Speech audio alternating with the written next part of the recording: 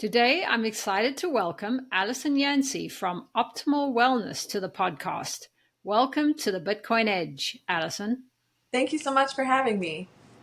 Well, I'm really excited to talk to you today. You're into holistic health and Bitcoin, my two favorite subjects. But before we get there, tell me a little bit about your background, where you're from, where you're living, and what you're doing with your time. Yeah, absolutely. So I am from Northeast Ohio, born and raised, still currently reside here, and I love it. I graduated from Kent State University in 2015 with a degree in marketing and entrepreneurship. And I didn't exactly know what I wanted to do with my life, so I was exploring a few different things, and I eventually did a yoga teacher training in the beginning of 2016.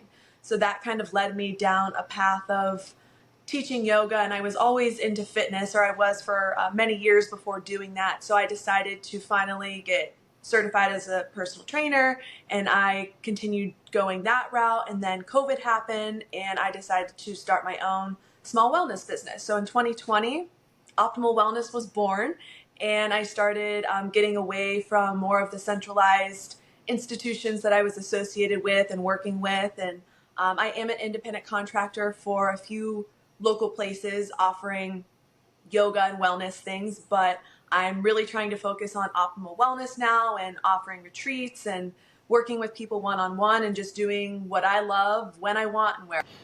Wonderful. So, what does optimal wellness mean to you? Ooh, that's a question I've actually never been asked. So optimal wellness to me is just living in optimal health, from working out and physical activity to what we're eating, our light environment, the clothing that we're wearing, the areas we surround ourselves with, how much we connect with nature, breath work, the quality of water that I'm drinking, cold thermogenesis, all kinds of different things that are much different than my views on how I viewed health a decade or two ago. For me, it was physical health, working out, burning calories, and then that kind of turned into paying attention to what I'm eating, and I kind of thought that was the end all be all.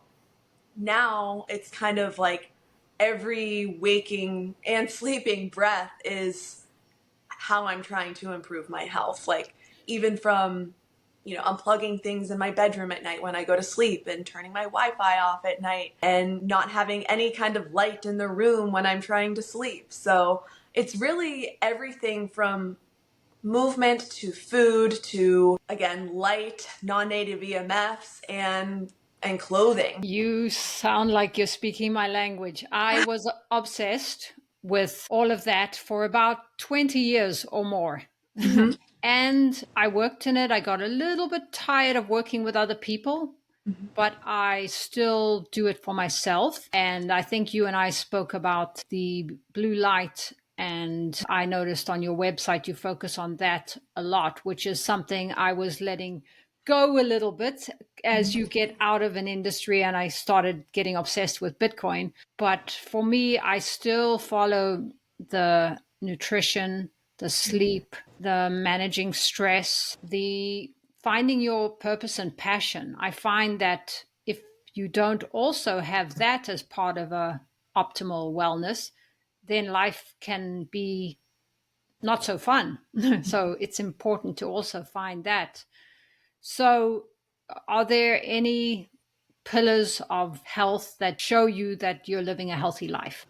Yeah, so for me, that would be a lot of the things you just said. So, are you sleeping adequately? Are you feeling good when you wake up in the morning? Are you feeling good with the food that you eat? How much time are you spending in nature? How does the skin look? Whether that be, clear versus acne, or even just being very pale from never seeing the sun, to having a healthy tan and improving mitochondrial health. Yeah, those are all good points. And some of the other things I look for, do you have regular healthy digestion? Mm-hmm. Do you have energy all day long and a strong immune system? Well, with the health mostly covered, how did you find Bitcoin? So I heard about Bitcoin for the first time ever in 2017. So my soon-to-be brother-in-law, he was in college, but he was not yet 21. So he was trying to buy a fake ID, and the way to get around that was buying it with Bitcoin because, people didn't want that kind of thing tracked. So that's the first time I heard about it. And now my fiance, he kind of looked into it a little bit more than me. I didn't think too much of it. And then in 2020, he really went down the rabbit hole when the United States was distributing a bunch of money. So we were getting these stimulus checks, inflation was happening. We were kind of forecasting what was going to happen post-pandemic. And we really started to learn about money. And he was down the rabbit hole much further than me and still is.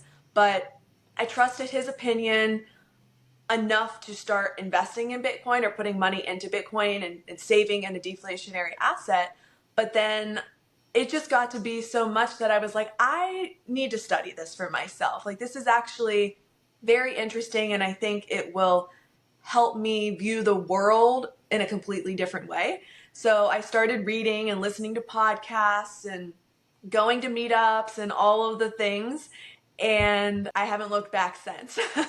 He's the one that used to be, I mean, he still does, but bringing up Bitcoin pretty much every chance he got.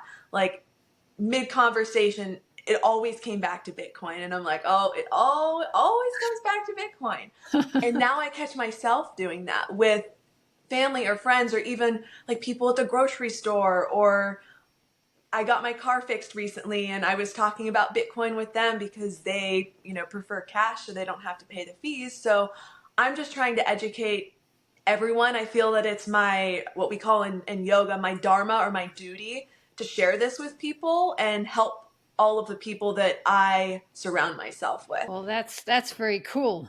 You wrote a wonderful blog on the parallels between Bitcoin and yoga. Tell us a little bit about how those two come together.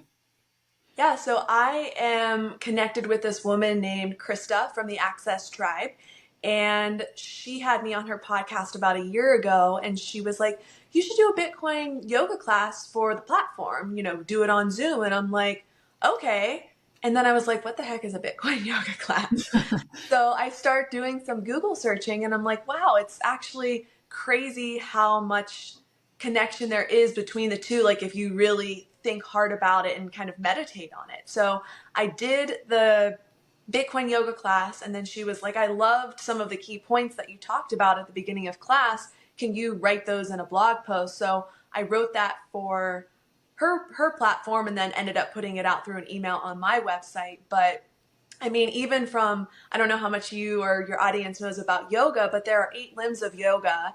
And the first 2 are the yamas and the niyamas, which are kind of like the ethical guidelines of yoga. And so I started comparing some of those practices to Bitcoin and, listening or reading yoga sutras and thinking, wow, like that could be compared to Bitcoin so much. I mean, there's a certain yoga sutra that talks about continuous practice over time. And I kind of connected that with the blockchain because every 10 minutes, things are moving along. So it's kind of like that continuous practice. Yoga is such a lifestyle for me, kind of like health is. I'm not just showing up on my mat and stretching a little bit. Now, don't get me wrong, that is great. But once I really started to learn about yoga, I was like, wow, there's so much more to this. It is a way of life, from how you treat people to how you think about yourself to how you treat the planet. And, one of the examples I give in the article is about non-stealing. So in yoga, from the surface level, that might be, okay, I'm not going to steal from my neighbor or steal something from the store. But then once you get thinking, it's like, how can we take that 5 steps deeper? Not stealing people's time or not stealing resources from the planet, or however you want to look at it. And that brought me to Bitcoin and how, if you're storing it properly, like, it's like no one can confiscate it from you. The government can't, the bank can't. And I just love that, like that power of being able to feel free. And that's why I love Bitcoin, because it is so decentralized and in a way, yoga can be too, because it is so focused on, what's going on inside and uniting people. I don't know if you know this, but yoga literally means to unite. And some people say that Bitcoin is a technology that is uniting people together that would never have met. I mean, I meet people at Bitcoin events and Bitcoin meetups that I never would have met in a million years. And it's so interesting to see how they're trying to improve their lives just like I am, even if it's in a completely different way. Yeah, those are wonderful points. What a wonderful comparison. I agree. When I interview people here, I've interviewed people from all over the world that I would never have talked to before. Mm-hmm. But and many people say they come for number go up, but then we stay for what Bitcoin stands for. And I don't know if that happens in yoga too. People come because they want to improve their bodies and they look on the outside, but maybe they stay for more. Absolutely. Yeah. I completely agree with that. Like when I first came to yoga, actually the first couple of classes I took, I was like, I don't know if this is for me. I have a bodybuilding background. About a decade ago, I was competing in the bikini division in bodybuilding, and I still like to lift weights, but I'm more into like functional fitness and just mobility and things like that. But anyway, the first time I did yoga, I was just like, I want something high energy. Someone's yelling. I want to walk out sweating. And in yoga, we're like, relaxing on the mat. And then a few classes later, I kept giving it a try. I'm like, wow, I feel really, really good. So I did come to the mat initially because I knew it would better my physical health. And it very much so has, even in the gym, as far as like learning how to breathe properly and how to stretch and like prepare my muscles before more vigorous activity. But it is amazing what yoga has done to my mind and my spiritual practice, and even simple practices is just being more patient with people or being more empathetic or more compassionate. Just starting my day off sitting in silence or following a guided meditation has done wonders for my life. I complain a lot less. I react in better ways, and I don't blow up when I drop a bowl and break it anymore. I just say, okay, we're going to clean this up and move on with our day. Whereas before it would have got to me and I would have been irritated about it for 2 hours. Yes.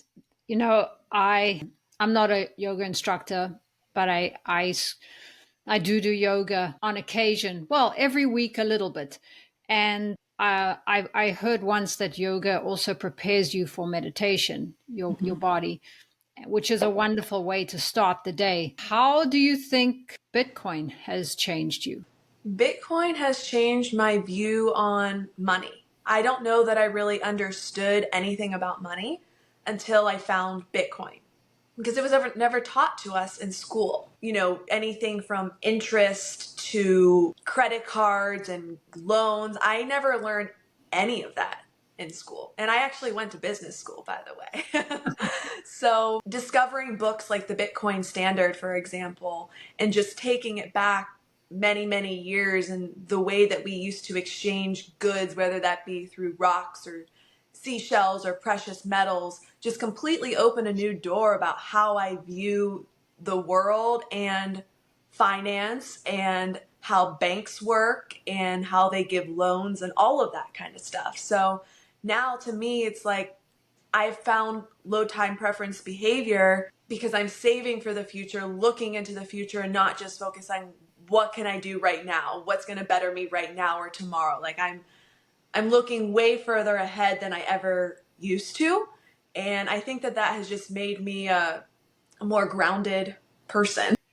Who are some of the other influences in your Bitcoin journey? You mentioned you've been to meetups, and Mhm. who else? What other books have really changed the way you see things?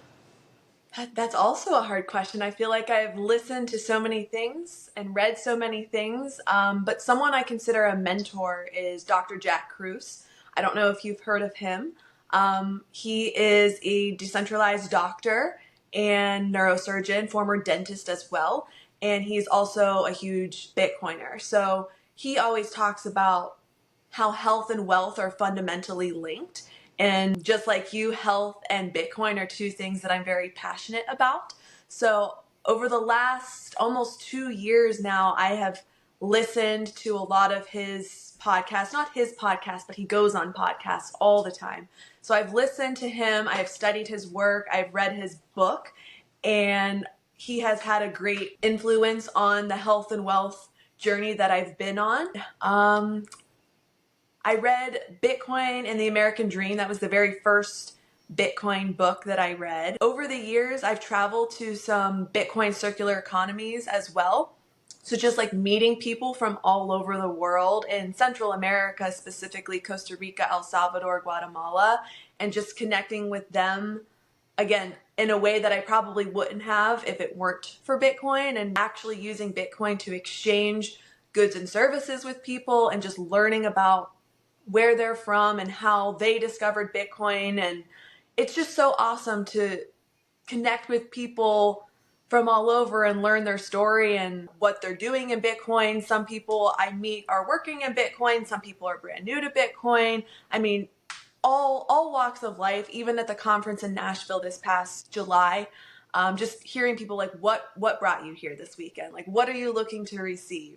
And just being inspired by all of the people that are doing this work, again, whether they're working in Bitcoin or not, has been so inspiring to hear what everyone's up to and what brought them to the Bitcoin space.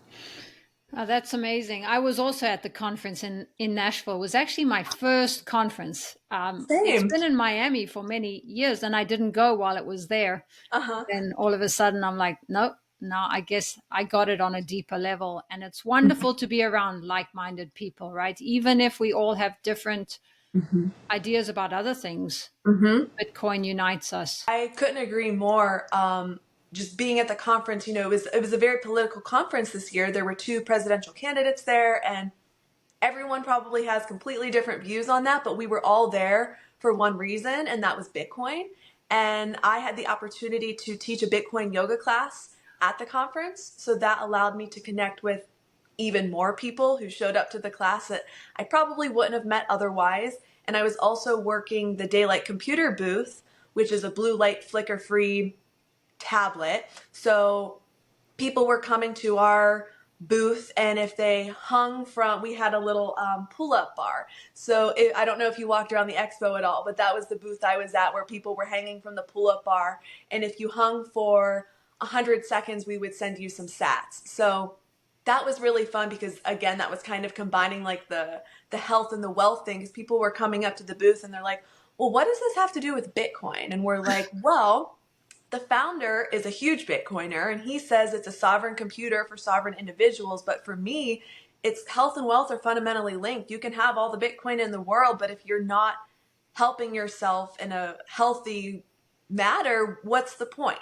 And same goes the other way. You can do all of the things, but if you're not trying to improve your low time preference behavior when it comes to saving and looking forward into the future, again, what's the point? I've wondered about that. Which comes first, health or fix the money? Such a hard question. Maybe it doesn't matter but we all know you need health, because without health, you cannot enjoy your money. Absolutely. Bitcoin might help people find health because they have more hope for the future. Mm-hmm. Have you seen on all your travels how Bitcoin can help people all over the world? I definitely have, specifically in El Salvador, because there are so many people there that have never had a reason to save. They've never been banked before, so they receive their small amount of money and then just go out and spend it.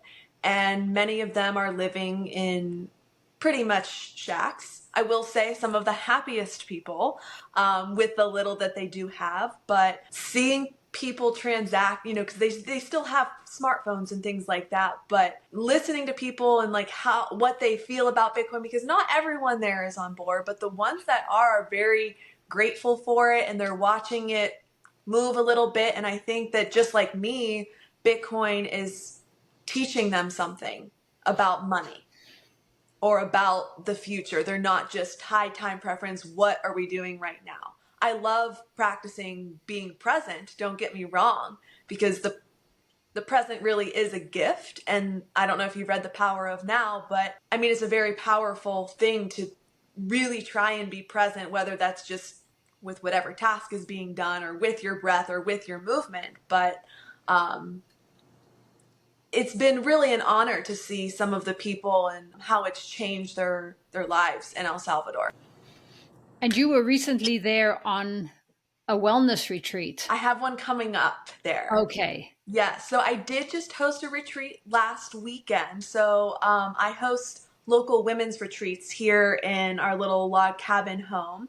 So I've been doing that for a few years, and we had one international retreat in Costa Rica in 2023. So next big one is February 2025 in El Salvador. So February is our favorite time to leave Ohio. That's when it's very, very cold and gloomy and holidays are over. So we're kind of just stuck inside a lot. So we like to recharge and go to Central America during the winter when we can.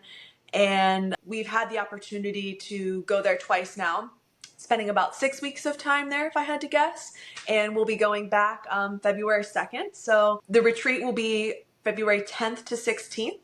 And we are going to be talking about all of the things: wellness, health, yoga, light, grounding, all of the things that we've been talking about. So I'm really excited to return and share some of these things and share some of the country with people and just show them what we like to do there and how good we feel there and why we feel good there. You know, waking up with the sun, going to sleep with the sun, getting our feet on the sand, you know, and looking at the sun rise and all of that kind of stuff. So even just bringing people to this program called Surf Para Todos, working with kids there. These kids, a lot of them, you know, their parents didn't go to school. Their parents, some of them can't even read. So having a program available for local kids has been another inspiring thing that I've gotten to be a part of. They're learning English. They're learning about technology. We do physical workouts with them. Surf Para Todos means surf for all. So part of that is going out and surfing with the instructors. And I am not a surf instructor, but I am a yoga instructor. So only a certain amount of kids will go out into the water with the instructors. So I'll do yoga and exercising with them on the beach. So that's another thing that I absolutely love about El Zante, and I can't wait to bring people there and show them like the why. Like you talked about like having purpose and being happy. And sometimes when I travel, I mean, I'm just out there like on a little self retreat and, you know, just bettering myself, soaking up the vitamin D. But when I go there, I feel like I'm really meant to be here. That's wonderful. It sounds like a fantastic event. Do you also bring Bitcoin into it? We would like to a little bit. On my website, I share a little bit about the parallels between Bitcoin and yoga, like I did in the article that I shared with you. And I also link a little documentary called Dare to Dream.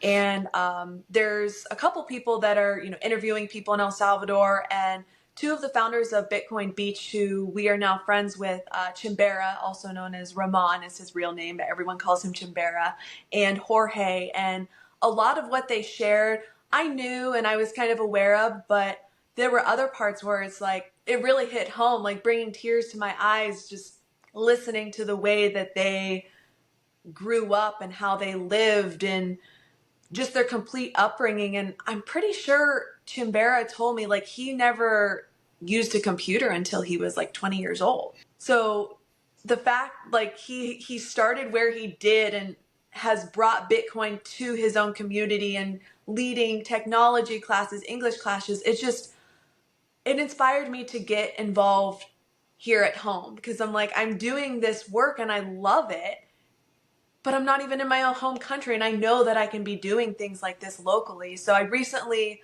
a couple months ago, got involved in a program called Buddy Strong. So we do workouts with kids with exceptionalities and disabilities. And I'm doing a 6-week yoga course with them, and I bring in the singing bowls and they just eat it up.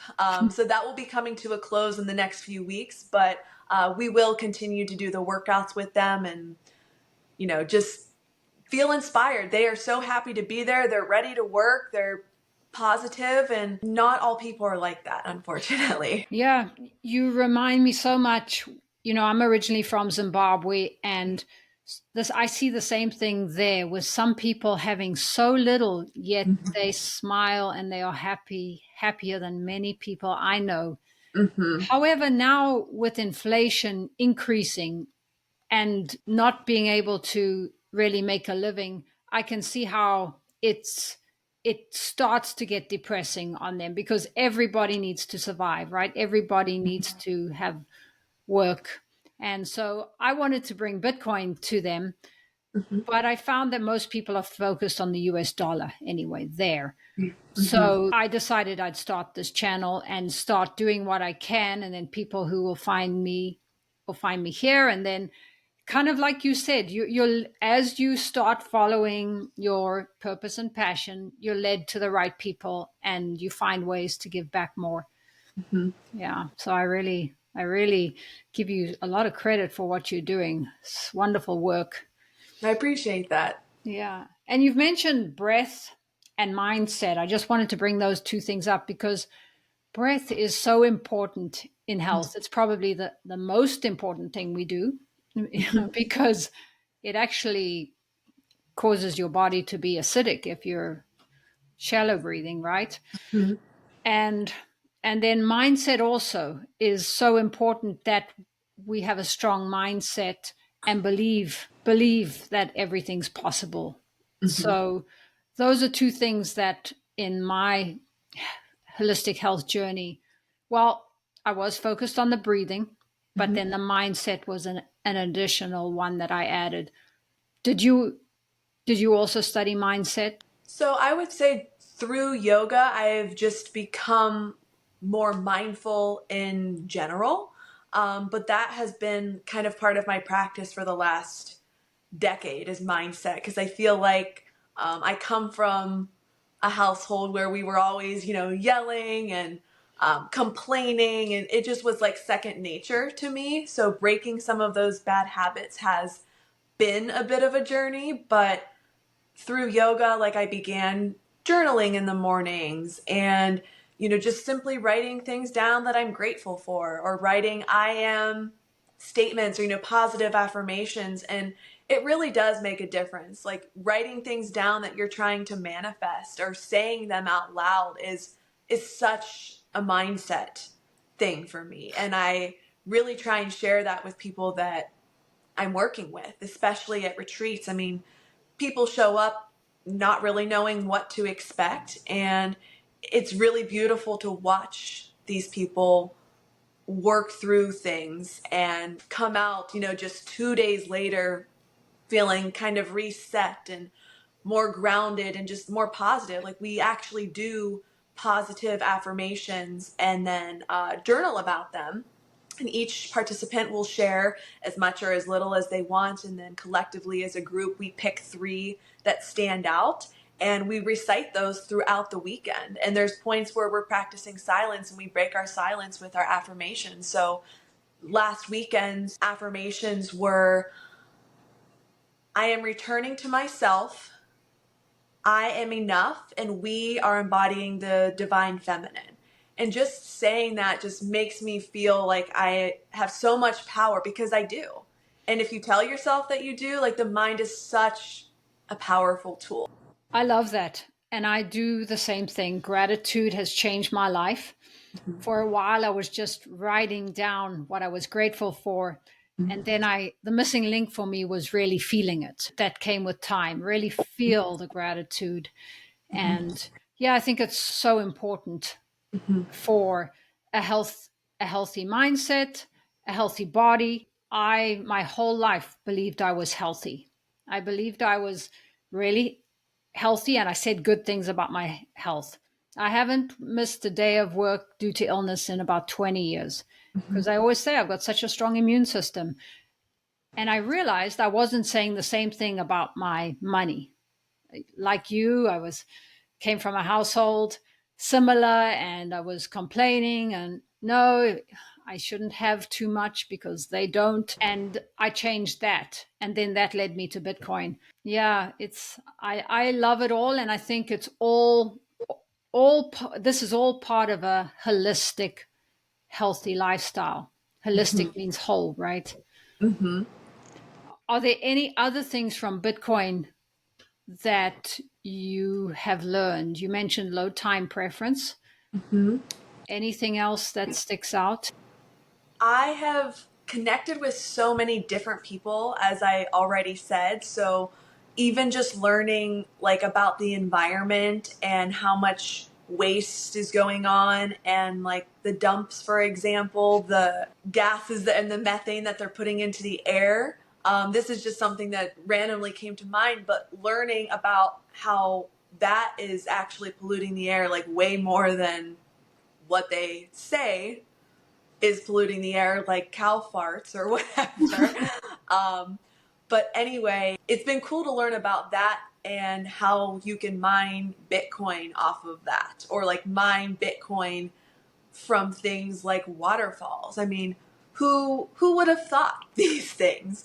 Or I've learned about some of the women from Afghanistan, for example, and how they've gotten themselves out of really bad situations because of Bitcoin. You know, there's women out there that aren't allowed to be banked. So just seeing them become independent and like really powerful is such an inspiring thing. Yeah, it really is. It helps so many people that we're probably not even aware of right now. Mm-hmm. Yeah, yeah. And besides Bitcoin and health, what are you passionate about? I would say I am passionate about family and friends, and having a close, like minded circle of people. And, you know, my family might not be so like minded, but community, I guess I should say, is something that I think is very important for overall happiness and longevity. And also spending time in nature, which could kind of go along with health, which I didn't realize so much. Just like you said, you thought you were very, very healthy for many years, and then you kind of started to learn more about different aspects about mindfulness and breath and Bitcoin. And I could say the same. I mean, I was like, oh, I'm healthy because I go to the gym and I'm conscious of what I'm eating. But in the last year and a half to 2 years since I've been learning a lot of Jack Krus's work, I feel like I've learned more just in that short time than like my whole life combined about health. Because I don't know, there's so much more, as I said, and just connecting with nature and sunlight and grounding, very, very important things to me that I never was really once aware of. So I would say nature, spending time in nature. I also like to cook and bake. So, like, getting all of the local and seasonal ingredients and making something delicious and sharing it with people is something that I absolutely love to do, especially when I'm hosting retreats and, you know, feeding people things that they're kind of nervous about. Like every retreat, there's people coming in thinking they're going to go hungry all weekend because of, you know, what we share ahead of time and the things that we're going to be eating and all of that kind of stuff. But I'm such a foodie, and when I travel, that's like one of the first things that I'm looking up when I have a trip set. I'm like, okay, where are we going to eat when we get there? What are the best places? Like, where can we get fresh local food? So, food is definitely a passion of mine too. I hear you. Finding healthy food in certain cities is not so easy. I know. And I used to be, I tell people I'm a recovering vegan now. So it was actually much harder at one point. But a few years ago, I decided to add eggs back into my diet. And I don't currently eat meat, but I am very heavy on the animal foods, anything from the raw milk to the eggs to seafood, and trying to increase my omega-3s with the DHA and all of that kind of stuff. Yeah, all of those things lead to a much healthier planet because our cows were not meant to eat grains, our chickens were not meant to be cooped up. Mm-hmm. So, all of this, I link this is to a more honest world that we are meant to treat animals and our food with respect, just like our money is meant to be an open and transparent system also. So we are trying to get back to that, and Bitcoin definitely represents that on the money side. Mm-hmm. You mentioned sunlight and being in nature. Mm-hmm. It's so important. I think being in nature helps me at least to be more mindful Mm-hmm. and take the time to get away from these screens. One thing I'm going to take from you is I'm definitely going to get some glasses like your cool red ones. Or I have been looking, but Uh-huh. I haven't found reading glasses. But I will. I will. And you mentioned your family too. Did you manage to orange pill any family and friends? And how do you do that? I'm working on it. So I try my best to not be too pushy or aggressive because everyone knows how that's going to go. But Andrew and I are in a family group message with some of my dad's side of the family. There's about 16 or 17 of us in there, and we'll just randomly sprinkle things in, and sometimes people will like it. Sometimes it's crickets. And so we're working on it. But one of my cousins, he is, I think, 22, and he has put some money into Bitcoin. I don't know that he's orange pilled or fully understands, but he trusts our opinion. So that's been awesome. And then last Christmas, I gifted my dad some Bitcoin. So we use River out of Columbus, Ohio as our exchange because we love that it's in Ohio, and many other reasons. River is awesome. But anyway, I got him set up with that and gifted him some Bitcoin, and I think he's paying attention to it a little bit.